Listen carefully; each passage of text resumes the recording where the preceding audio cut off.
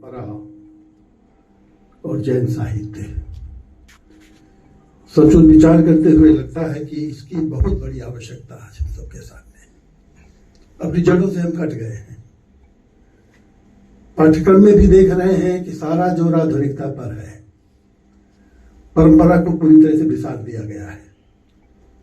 उसको गतानुगतिक चिंतन का प्रतीक कह दिया गया, जड़ बौद्धिकता का प्रतीक कह दिया गया। सब आउटडेटेड है, कालातीत है। दरअसल कम लोगों की गति, मति और रति इन विषयों के साथ है। भाषा भी दुरूह है, चाहे संस्कृत हो, चाहे प्राकृत हो, चाहे पाली हो, चाहे अपभ्रंश हो। खड़ी बोली की तुलना में जो बोलचाल की भाषा है, तो इन विषयों की तरफ जाने की प्रेरणा ही नहीं रही। परिणाम स्वरूप हिंदी साहित्य का इतिहास आधा अधूरा रह गया। जो कुछ पुस्तकों में लिख दिया गया है, पढ़ लिखकर किसी तरह से काम चल जाता है, लेकिन अनुसंधान कार्य बंद हो गया, नई खोजें बंद हो गई। हजारों पांडुलिपियां हमारे संग्रहालयों में पड़ी हैं। पाठालोचन की विद्या समाप्त हो गई, लिपि अध्ययन करने की प्रणाली समाप्त हो गई। उस विषय में गति नहीं रह गई। उस दर्शन को, उस विचारधारा को, उस इतिहास को, उस संस्कृत को, इन सबको भूला बैठे आधुनिकता की चकाचौंध से संभ्रमित होकर। ऐसी विषम परिस्थितियों में जब ये विषय रखा तो चित्त प्रफुल्लित हो गया। आज विश्वविद्यालयों में इसी की आवश्यकता है। भारत सरकार का ध्यान इस दिशा में गया है और सुनियोजित रूप से ज्ञान की परंपरा की खोज की जा रही है। इस दृश्य से हमारा जैन साहित्य बहुत समृद्ध है। केवल दर्शन, रहस्यवाद, अध्यात्म या संस्कृत के पुरातन जो अभिधान है और उसके जो उपादान है वहीं तक नहीं। हम अपने साहित्य की जड़ों में अगर जाएं तो इस साहित्य के बीच से गुजरते हुए लगता है कि प्रायः हर विधा का प्रवर्तन जैन साहित्य से हुआ। प्रायः हर शिल्प, हर प्रकार की काव्य प्रवृत्ति, हर प्रकार की काव्य परंपरा, हर प्रकार की काव्य रूढ़ियां वहीं से उनका उद्गम दिखाई देता है। प्रोफेसर रामकिशोर शर्मा बैठे हुए हैं, इस विषय के अधिकृत विद्वान हैं। बिरले लोग रह गए हैं पूरे देश में। यार आज आवश्यकता है नए शोधार्थियों को, विद्यार्थियों को उनका ध्यानाकर्षण करते हुए इस दिशा की तरफ हम प्रेरित करें। ये जैन साहित्य संस्कृत में भी है, प्राकृत में भी है, पाली में भी थोड़ा कुछ है, अपभ्रंश में विशेष रूप से। और ये अपभ्रंश भी हिंदी से भी जुड़ी हुई है, जिसको हम पुरानी हिंदी कहते हैं, परवर्ती अपभ्रंश कहते हैं। गुजराती से भी जुड़ी हुई है, जिसको जूना गुजराती या जूनी गुजराती कहा जाता है। एक इसका रूप दक्षिण से जुड़ा हुआ, जिसको दक्षिणी अपभ्रंश कहा जाता है। एक इसका रूप ग्रामीण अवधि से जुड़ा हुआ है, जिसको ग्राम में अपभ्रंश कहा गया है। इतने सारे मिले जुले रूप इस अपभ्रंश परंपरा के हैं, जिसमें पुष्कल मात्रा में जैन साहित्य रचा गया है। विचार करके देखें तो दर्शन की शुरुआत, चाहे वो जीव, जगत, ब्रह्म, माया इत्यादि का विवेचन हो, चाहे द्वैत, विशिष्टता, द्वैत और पुद्गल और तंत्र और कंचुक सिद्धांत का निरूपण हो, बहुत विस्तार से आपको अधिकृत विद्वान प्रवीण जी बैठे हुए हैं, वे बताएंगे। हम तो केवल पूर्वाभास करा रहे हैं। ऐसे ही रहस्य चेतना, ऐसे ही अध्यात्म चेतना। काव्य विधाओं में देखें तो हिंदी महाकाव्य का आरंभिक प्रयोग जैन साहित्य में हुआ है। स्वयंभू का पौंचलिऊ पहला महाकाव्य, अभी विस्तार से इसके बारे में बताएंगे। चरित्र काव्य जैन साहित्य से शुरू हुए। चंपू पहला जैन साहित्य में लिखा गया। नीति काव्य की शुरुआत जैन साहित्य से हुई। श्रृंगार साहित्य पुष्कल मात्रा में जैन साहित्य में लिखा गया। 12 मासा पहला जैन कवियों ने दिया है। ऐसे ही न जाने कितनी विधाएं। एक विधा जो संत कवियों को बड़ी प्रिय लगी थी, ब्याहलो। कबीर ने बहुत से ब्याहलो लिखे हैं। वो प्रतीकात्मक रूप में आत्मा परमात्मा के मिलन का कथानक होता है। वो ब्याहलो जैन साहित्य में मिलता है। फाग साहित्य जैनियों को दिया हुआ है। चरचरी जैनियों को दिया हुआ है। रास और रासक साहित्य जैनियों को दिया हुआ है।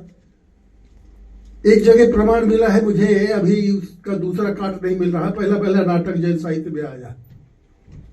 हम लोग झूठा इतिहास पढ़ा रहे हैं। अगर आप पुरानी हिंदी को हिंदी का परिवार मानते हैं, उसे हिंदी इतिहास से जोड़ते हैं, तो इतिहास में आपको पुनरीक्षण करना होगा। ये संशोधन लगा रहे होंगे। इसी तरह से व्याकरण हेमचंद्र शब्दानुशासन जदयू का दिया हुआ है। कोश विज्ञान जिसको नाम माला कहा जाता है, तब उस नाम माला के रूप में कोश का निर्माण वही शुरू हुआ। और आधुनिक विधाओं में, गद्य विधाओं में, जिसको आप आत्मकथा कहते हैं, बनारसीदास जैन को श्रेय दिया जाता है। आत्मकथा का आविष्कार उन्होंने किया था। तो जाने कितनी विधाएं, कितनी तरह की विचारधाराएं और कितनी तरह की विद्याएं जो भारतीय ज्ञान परंपरा से जुड़ी हुई है। तो समय उतना नहीं है, लेकिन थोड़ा थोड़ा संकेत देता हुआ मैं चल रहा हूं। आज के स्वयंभू ने चाहे 8वीं सदी से जोड़े, चाहे 9वीं सदी से जोड़े, हिंदी के आदि कवि सरहपाद के बाद इनके साथ साथ ये बांधे जाते हैं। पौमचर्यु का जो समाहार उन्होंने किया, वो कहते हैं कि किन्हीं जैन्द्र मुनीन्द्र से उनको ये उपदेश प्राप्त हुआ और वहीं से इन्होंने रामकथा ली। ठीक उसी तरह से जिसे विमल सूर्य ने भी विमल पौमचर्यु लिखा, प्राकृत से प्रभावित। वो विशेष रूप से कहते हैं कि उसका स्रोत महावीर है, महावीर के शिष्य कोई गौतम है, और उसमें वैष्णव और जैन दोनों धर्मों का समाहार करते हुए, उनका आकलन करते हुए वो कथा आपने दी। स्वयंभू ने एक विशेष प्रकार का राम काव्य लिखा, वही पौमचर्यु के रूप में, जिसमें राम सपरिवार जैनी है। काव्य करुण रस प्रधान है, दुखांत है। इसमें युद्धों का वर्णन भी बहुत हुआ है और साथ ही ओज प्रधान शैली का भी बहुत विस्तार से विवेचन किया गया है। राम को कवि ने पूर्ण अहिंसक रूप में दिखाया है। रावण का वध राम ने नहीं किया था, लक्ष्मण ने किया था। इसलिए लक्ष्मण नरकगामी होते हैं, दंड स्वरूप राम केवल अहिंसा का प्रचार करते हैं। और उसी के साथ साथ रावण उच्च चरित्र का महापंडित भी बताया गया है। वो सीता का पिता है, मंदोदरी से सीता का जन्म हुआ है, जो किसी भय से एक कुंभ में भर करके मिथिला क्षेत्र में गाड़ आई थी या गढ़वा आई थी, और वही हल से, आप कथा सुनते हैं, हल की नोक से सीता का जो जन्म हुआ था उसका उन्होंने पालन पोषण किया था। बाद में अपहरण नहीं किया, यह देखकर कि दोनों आखेट में चले गए हैं और अकेली कुटीर भी सीता को छोड़ गए हैं। एक बाप को चिंता हुई, कैसा लापरवाह आदमी है ये, तो सुरक्षित करने के लिए उसको अपने साथ उठा ले गया था। तो ऐसी बहुत सारी कथाएं हैं, अवंता कथाएं हैं, प्रचलित कथा से काफी कुछ भिन्न भी है, लेकिन राम कथा को शुरू करने का श्रेय उनको दिया जाता है और बहुत सारे पूरे चरित्रों को उसमें संजोया गया है। इसी तरह से बड़ा गहरा प्रभाव प्राकृत कवि पुष्यदंत का पड़ा हुआ है, जिनको हमारे यहाँ सेंगर जी ने पूर्ण कवि कहा था, किसी ने पूखी कवि कहा, बहुत सारे नाम उनके अलग अलग दिए। महापुराण में 3 खंडों में उन्होंने जो रचना की, उसमें भी राम कथा और कृष्ण कथा दोनों का समावेश किया गया। चरित्र काव्य तो जैसा मैंने कहा कि बहुत पुष्कल मात्रा में लिखा गया, बहुत सारे पात्र। 2 तरह के चरित्र काव्य मिलते हैं, एक जिसमें अनेक पात्र हो और दूसरा जिसमें एकल पात्र हो, केवल एक व्यक्ति हो। ये पौराणिक पात्र भी हैं जो पद्म पुराण और हरिवंश पुराण के आधार पर लिखे गए हैं ज्यादातर, जैसे यशोहर चरित है या गौतम रासा है, अणाय कुमार चरित है, जसहर चरित है, माधव नल चौपाई है।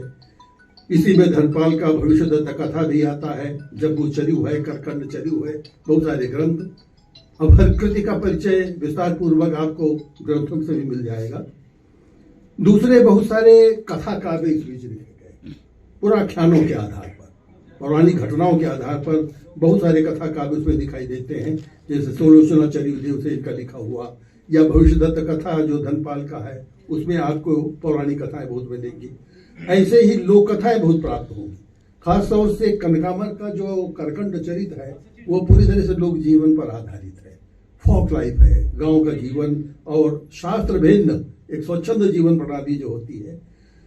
नीति और उपदेश परक ग्रंथ, प्रबोध परक ग्रंथ भी बहुत अधिक मात्रा में लिखे हैं।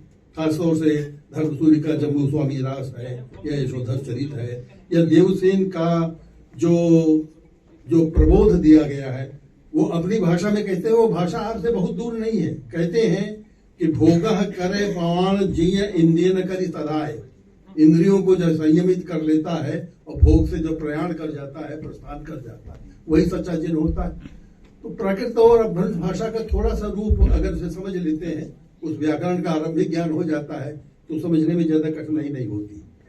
अहिंसा, कर्म फल प्राप्ति, या अस्ते माने चोरी न करो, जो उनका दर्शन है विशेष रूप से उसमें प्रतिपादित हुआ है।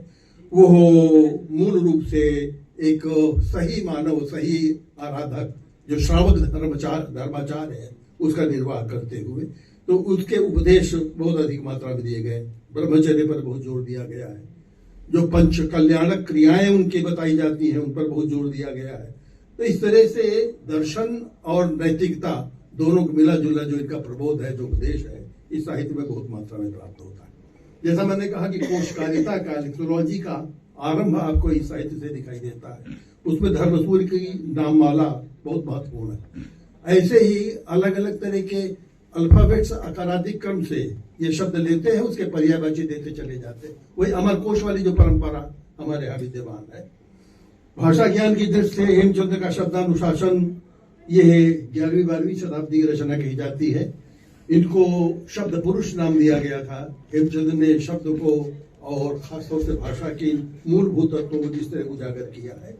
इनके जो दोहे हैं उसमें श्रृंगारिक भाव भी बहुत अधिक है, ग्राम्य अपभ्रंश का भी प्रयोग है, गुजराती का भी प्रयोग है, और उसी तरह से मेलतुंगाचार्य का प्रबंध चिंतामणि या पुरातन प्रबंध संग्रह, राजाओं की कथा है।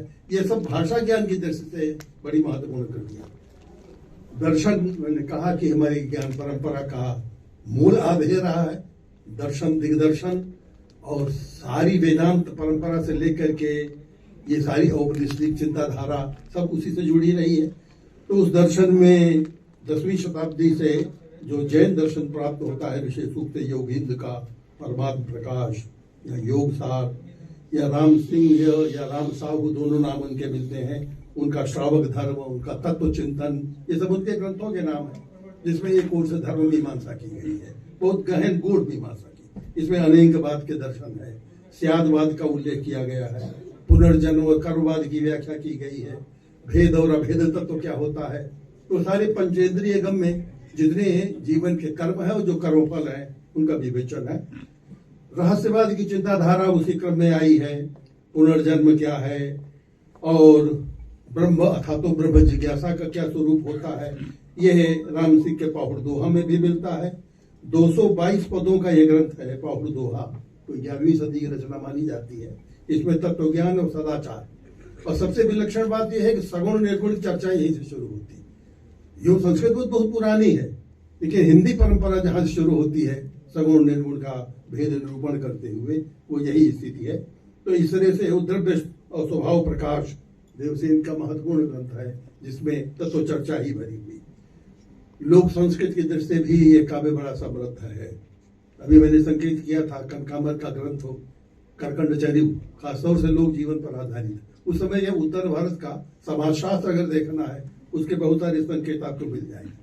और उसी तरह से हेमचंद्र के व्याकरण में भी ग्राम अपभ्रंश का जहां वर्णन करते हैं, तो शब्दों के माध्यम से उस जीवनचर्या का भी उल्लेख कर जाते हैं। एक सुधार आंदोलन पाहुड़ दोहा में जहां पाखंड का विरोध किया जा रहा है, मूर्ति पूजा का विरोध किया जा रहा है, भक्ति का भी विरोध किया है, लेकिन ये एक पक्षी नहीं है। जहां एक और राम सिंह भक्ति का विरोध करते हैं, वहीं जिनदत्त मंदिर पूजा और देव पूजा का समर्थन करते हैं। माने खुली दृष्टि है, दोनों तरह से आप उसमें शास्त्रार्थ कर सकते हैं। जैन उपासना की जो पद्धति है, इसके बहुत सारे ग्रंथ सोमप्रभाचार्य में जो दिगंबर या स्थानकवासी हैं, जो तेरापंथी हैं, उन सबकी अलग अलग प्रविधियां क्या है, उन पर प्रकाश डाला गया। जैसे मैंने कहा कि पौमचरिव स्वयंभू का प्रथम हिंदी महाकाव्य है। इसके बाद परवर्ती काव्यों की एक लंबी परंपरा दिखाई देती है। और श्रृंगार काव्य, आप आश्चर्य करेंगे कि जिस युग को आचार्य रामचंद्र शुक्ल ने शायद हड़बड़ाहट में केवल वीर गाथा काल कहकर छोड़ दिया, उसमें केवल वीर गाथाएं नहीं है, उसमें लोक काव्य है, उसमें भक्ति काव्य है, उसमें श्रृंगार काव्य है, उसके भीतर नीति काव्य है, उसके भीतर विभिन्न प्रकार के वे सारे भाव जो साहित्य के लिए युग सापेक्ष होते हैं, हर युग के साहित्य में व्याप्त होते हैं। कुछ ऐसे सनातन सूत्र हैं, स्थायी भाव हैं, जो हर युग के साहित्य में रहते हैं। श्रृंगार आपको सब जगह मिल जाएगा, अध्यात्म सब जगह, भक्ति सब जगह मिल जाएगी, वीर भाव, नीति काव्य, मनोरंजन का तत्व, कला का तत्व। तो बड़ा मुश्किल है कह पाना कि कौन डोमिनेटिंग प्रवृत्ति थी किस युग की, जब तक उसकी मर्दनशुमारी न कराई जाए और वो असंभव नहीं है। इसलिए प्रवृत्ति परक काल विभाजन कर पाना प्रायः असंभव। आचार्य शुक्ल का एक आग्रह रहा है, साहित्य का दर्पण होता है और कहीं न कहीं दर्पण में एक खास तरह की छाया पड़ती है, तो हड़बड़ाहट में तो स्वयं उन्होंने स्वीकार किया है कि जिन 8 कृतियों के आधार पर इस काल का और इस काल का निर्धारण किया गया था, उसमें 5 तो उनको मिली ही नहीं थी, और जो मिली उसमें विद्यापति पदावली भी वीरगाथा नहीं है। ऐसे ही कुमार पालना कुमार तबो भी वीरगाथा नहीं है। तो कहने की तात्पर्य है कि उस पर पुनर्विचार करने की आवश्यकता है। इसमें श्रृंगार की प्रवृत्ति है, खासतौर से बाहुबली चरित्र को लेकर जो ग्रंथ लिखे गए हैं, वे जैन मुनि से उपदेश पाकर ही श्रावक बने थे, उनको निर्वाण प्राप्त हुआ था। इसमें नेमिनाथ की प्रेम कथा है, हेमचंद के दोहों में श्रृंगार का भाव बहुत अधिक है, और मेल तुंग धनपाल इत्यादि इत्यादि इन सब में श्रृंगारिक चेतना बहुत मात्रा में बनी हुई, उसमें वैराग्य का भाव भी है। सोम प्रभाचार्य जी कुमार प्रतिपाल प्रतिबोध जो उनका ग्रंथ है, और वैराग्य सार, इन दोनों में उन्होंने मानवीय चरित्र और उसको अध्यात्म से जोड़कर प्रस्तुत करने का प्रयास किया। विरह वर्णन खासतौर से जैन ग्रंथों में बहुत अधिक मात्रा में प्राप्त होता है। पौंचर्यु में भी कई एक विलाप दिखाए गए, दशरथ का विलाप है, कैकेयी का विलाप है, कौशल्या का विलाप है, ऐसे ही विलापों से भरा हुआ मंदोदरी का विलाप है, रोहि लंकापुर परमेश्वरी। तो देखिए भाषा कितनी आपसे मिलती जुलती है, कहीं दूर की कौड़ी नहीं लानी है।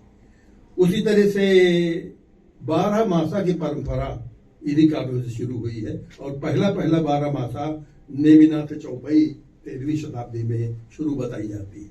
वैसे श्वेतांबर ग्रंथों में विनय चंद सूरी जब वो 12 मासा का वर्णन करते हैं, आप देखिए उसका अर्थ इतना सुदूर नहीं है कि हम उसको दूसरी भाषा मान लें। फागुन माहुन पर्ण पड़ंती, पर्ण माने पर्ण पत्ते, पड़ंती माने गिर रहे हैं।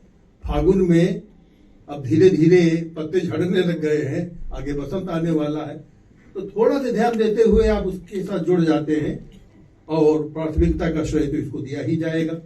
इसी तरह से ब्याहलों की चर्चा में देखी, जैसे कबीर कहते हैं, गाँव सखी मंगल चार हम घर आए राजा राम भरतार, प्रतीक रूप में तनर्थ कर मैं मनर्थ करियो 5 तत्व बराती। ब्रह्मा जी पुरोहित बनकर के आए हुए हैं, ये पंचेंद्रियां सब बराती बनकर के आए। वही स्थिति यहाँ भी है। वो कहते हैं आत्म संयम रूपी कन्या है और ब्रह्मचर्य रूपी पति है, इन दोनों के बीच विवाह होने जा रहा है, यानी संयम और रति इन दोनों का सम्मिलन। इसी तरह से नाटक बनारसी दास जी का समयसार अभी तक उपलब्ध तो नहीं हुआ है, लेकिन इतिहास में उसका उल्लेख है। बनारसी दास जी ने खासतौर से जो आत्मकथा लिखी है, ये 16वीं शताब्दी के कवि थे। अर्धकथानक नामक उनका ये काव्य, यही जौनपुर के रहने वाले थे, और आत्मकथा को पढ़ते हुए लगता है वो संपादित हो गई है कि वो एक बड़े निर्भीक व्यक्तित्व वाले व्यक्ति, बहुत बहुश्रुत और अध्यात्म परायण व्यक्ति थे। इसमें उन्होंने अपने 55 वर्षों का जीवन विवरण दिया, ऑटोबायोग्राफी है 55 वर्षों का।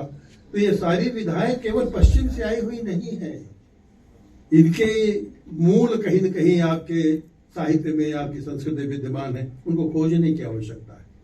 इसी तरह से जो कड़वक शैली कही जाती है, दोहा चौपाई, जो आगे जायसी लेकर चले हैं, फिर तुलसी रामचरितमानस में आई, इसमें 2 अर्धालियों को लेकर के एक चौपाई बनती है, और 4 चौपाइयों के बाद एक दोहा आता है। इसको कड़वक शैली कहा जाता है। तो इस कड़वक शैली का भी आरंभ खासतौर से जैन साहित्य में आपको दिखाई देगा। चंदनवाला रास में, बाहुड़ दोहा में, भरतेश्वर बाहुबिलाहु रास में, या स्थूल भद्र रास में शालिभद्र की रचना है। तो इन तमाम जो चरित्र ग्रंथ लिखे गए हैं, प्रायः दोहा चौपाई शैली में लिखे गए हैं, उसी रूप में इनको समझने की समझाने की आवश्यकता है। चंपू काव्य सोम प्रभु सूर्य का वैराग्य सार ग्रंथ है, जो गद्य पद्य दोनों में लिखा हुआ अपभ्रंश पुरानी हिंदी का गद्य है, और उसी के साथ साथ इसी तरह से हमारे संत कवियों ने जो वानियां लिखी है, गोरख वानी, कबीर वानी, दादू वानी, हर एक की रचना का संकलन का नाम वानी रहा है। ये वाणियां भी जैन साहित्य में मिलती हैं। शालिभद्र सूर्य की, भरतोषर बाहुबल, इसमें 114 वाणियां हैं। इसी तरह से गुजराती की बहुत सारी रचनाएं हैं। और आश्चर्य की बात यह है, गुजराती बहुत पहले कोई स्वतंत्र भाषा नहीं थी, हिंदी और गुजराती दोनों सगी बहनें थी। हिंदी और पंजाबी दोनों सगी बहनें थी। मीराबाई गुजराती के भी कवित्री रही, हिंदी की भी रही। नानक देव पंजाबी के कवि रहे हैं, हिंदी कवि रहे हैं। और नानक वाणी में तो पूरी तरह से जिन कवियों का समाहार संकलन किया गया है वे सबके सब हिंदी ब्रजभाषा के कवि हैं। बाद में कुछ क्षेत्रीय आग्रहवश, कुछ राजनीतिक दबाववश इनका पृथकीकरण किया गया है। बड़ा मिला जुला साहित्य है हमारे जैन साहित्य का और गुजराती साहित्य का। इन जिनका नाम हम गिना रहे, गुजराती साहित्य के इतिहास में भी इनके नाम लिए जाते हैं। दोनों को मिला जुला रूप है। इसी तरह से फाग नाम की जो विधा है, आज तो केवल होलिकोत्सव के ऊपर फाग गाया जाता है। फाग में सारे धार्मिक, आध्यात्मिक, दार्शनिक ये मनोभाव सब गुंफित रहते थे। और उसमें विशेष रूप से स्थूल भद्र फाग, जिनदत्त सूर्य का भाग, बसंत विलास फाग, लगभग 1 दर्जन फाग कृतियां हैं और सब 11वीं, 12वीं, 13वीं शताब्दी के बीच की मिलती है। चरचरी, जिसे चाचर नामक विधा बनी है, लोक साहित्य में उसको चाचर कहते हैं। और चाचर अब शोर शराबे का नाम हो गया है। यह खास तौर से आध्यात्मिक चर्चा और शास्त्रार्थ से जुड़ा हुआ विषय हुआ करता था। तो इसमें देव पूजा के गीत सम्मिलित होते थे, कोरस में लोग गाते थे, इसलिए चरचरी हो जाती थी, उसका शोर शराबा ज्यादा बढ़ जाता था। तो कहने की तात्पर्य है मित्रों कि ये 31 विधाएं मैंने आपके सामने रखी हैं जो जैन साहित्य से उद्भूत है। ये हमारी प्राचीन ज्ञान परंपरा है, प्राचीन विधा की बहुत बड़ी निधि है, बहुत बड़ी धाती है। इनको सजोना और इनका पल्लवन करना ये हम सब शिक्षकों का राष्ट्रीय धर्म है, हिंदी के प्रति भी और पूरे समाज के प्रति। यही हमारा बहुत बड़ा कर्तव्य है। धन्यवाद।